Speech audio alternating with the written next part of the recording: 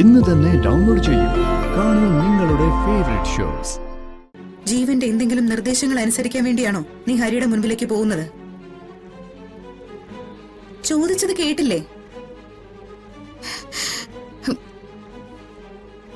ആർക്കൊന്നും വരാതിരിക്കാൻ വേണ്ടിയാ ഞാൻ പോകുന്നത്. അതമ്മയ്ക്ക് പിന്നെ മനസ്സിലാവും.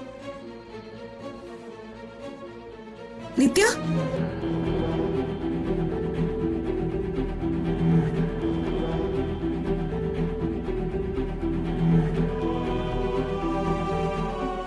ഹരി, ഹരി,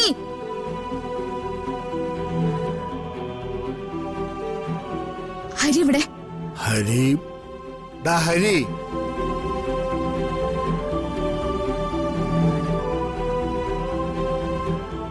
എന്താ നിത്യ, ഞാൻ നേരത്തെ വിളിച്ചിട്ട് താനെന്താ ഫോൺ എടുക്കാത്ത? അത് നമുക്ക് പിന്നെ സംസാരിക്കാം. അനന്തൻ എന്നെ വിളിച്ചിരുന്നു. നാളെ രാവിലെ ജീവനെതിരെ എന്തെങ്കിലും ചെയ്യാൻ തീരുമാനിച്ചിട്ടുണ്ടോ?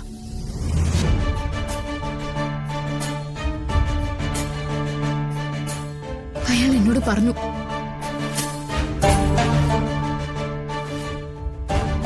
ഹരി ഇപ്പോ ജീവനെതിരെ ഒന്നും ചെയ്യരുത്. അയാളെ വിളിച്ചത് മുടക്കണം. നമ്മൾ തമ്മിൽ അവസാനം സംസാരിച്ചൊന്നും ഞാൻ മറന്നിട്ടില്ല. താനത് മറന്നുപോയോ? ഹരി, ഞാൻ പറയുന്നതൊന്ന് കേക്ക്. നാളെ ഇങ്ങനൊരു കാര്യം നടക്കാൻ പാടില്ല. ജീവനെതിരെ ഒരു ന്യൂസ് ഒരു ചാനലും വരരുത്. ഓ, അതുകൊണ്ടാണോ നീ അവന്റെ കൂടെ അവന്റെ വണ്ടി കയറി ഇവിടെ വന്നിറങ്ങിയത്? അവൻ എന്തു പറഞ്ഞാ നിന്നെ മയക്കിയത്? അമ്മാവാ, ചിലതൊക്കെ കാണുന്നതിനും ക്ഷമിക്കുന്നതിനൊക്കെ ഒരു പരിധി ഉണ്ട് കേട്ടാ. സുജാത വന്ന് പറഞ്ഞത് ഹരിയുടെ ജീവന് ഭീഷണിയുള്ളതുകൊണ്ട് നീ അവനെ തൽക്കാലം അനുസരിച്ചെന്ന. പക്ഷേ ഇപ്പൊ നീ വന്നത് അവന് വേണ്ടി സംസാരിക്കാന്. നിത്യ, തനിക്ക് എന്താ സംഭവിച്ചത്? അല്ല, എന്താ തന്റെ ഈ മാറ്റത്തിന് കാരണം? ഹരി, ഞാൻ പറയുന്നത് അനുസരിച്ചേ പറ്റൂ. അതിന്റെ കാരണമല്ലേ ഇവര് ചോദിക്കുന്നത്?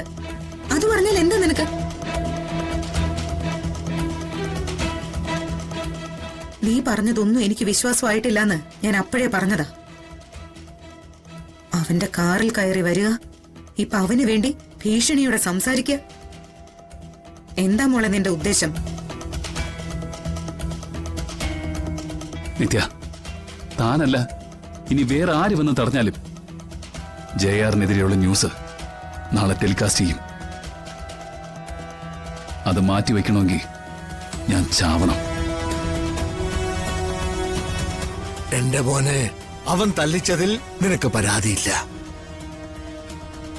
ഇവന്റെ ഈ അവസ്ഥയില് നിനക്ക് സങ്കടവും ഇല്ല. ഇയോടെ ജീവൻ എന്തെങ്കിലും അപകടം വരുന്നതിലാണ് നിനക്കിപ്പോ പ്രാധാന്യം അല്ലേ? നിങ്ങൾക്ക് ആർക്കും എന്താ ഞാൻ പറയുന്നത് വിശ്വാസം വരാത്തത്? എന്നെ എന്ത് വേണമെങ്കിലും പറഞ്ഞോ. പക്ഷെ ഞാൻ ഈ കാല് പിടിച്ച് അപേക്ഷിക്കുന്നത് ഒരു താലി സംരക്ഷിക്കാൻ വേണ്ടിയാ. അതെനിക്ക് വിലപ്പെട്ടതാ. മധുര നൊമ്പരക്കാറ്റ്